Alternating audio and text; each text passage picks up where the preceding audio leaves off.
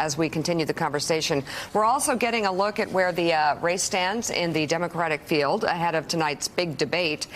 New national poll shows Massachusetts Senator Elizabeth Warren and former Vice President Joe Biden in a dead heat, according to the latest Quinnipiac University poll. Warren and Biden are separated by 3 points, 30 to 27%, with both sitting within the poll's over 5-point margin of error. And Vermont Senator Bernie Sanders follows in third with 11% of support, down 5 points since last week. Warren, Biden, and Sanders are statistically tied in the early voting state of New Hampshire, according to the newest Franklin Pierce University Boston Herald poll. Warren has 25% of support among the state's Democratic primary voters, up 8 points since last month.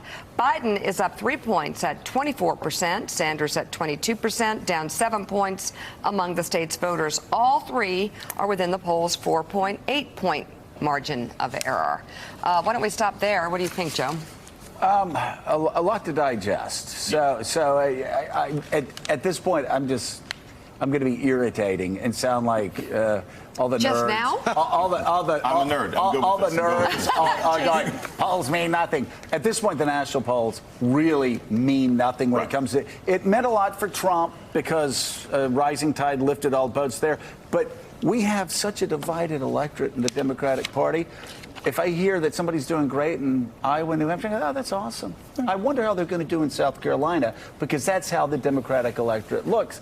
And the fact that Biden hasn't dropped a point in South Carolina tells me that the most important voters in the Democratic primary, black voters, specifically black women, haven't moved.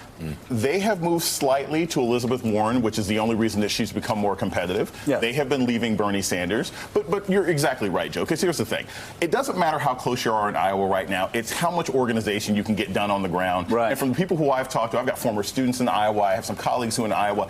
Everybody's ground game has actually been excellent there. And then what you've got is your lower tier candidates, like Mayor Pete has been rising up. He's putting more money there. Right. Yang is actually putting more money there. You know, Harris said, I'm moving to Iowa. So from an organization. By the way, ask Chris Dodd. That don't work. But go ahead. No, it doesn't. President Dodd, you know what? You camp out there. His kids asking him, Dad, why did you make me go to Iowa that 1 year to school? It doesn't win. It doesn't win anything. Come on, Dad.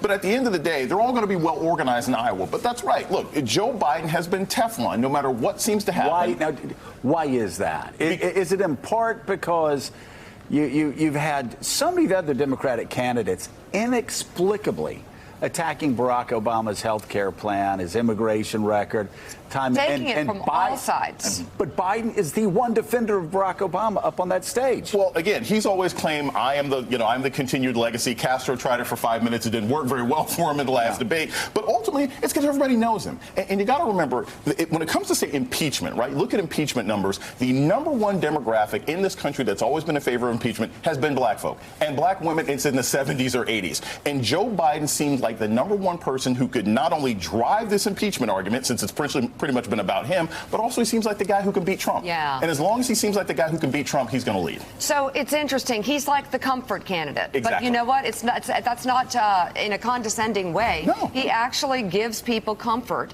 at this time of unbelievable instability. And by the way, Willie, he can do it. He's proven. I have heard so many of my friends that voted for Donald Trump over the past, let's say, 6 months to a year, say, I'm just exhausted. And this Hunter stuff? I can't handle the tweets. I wish he'd stop the tweets.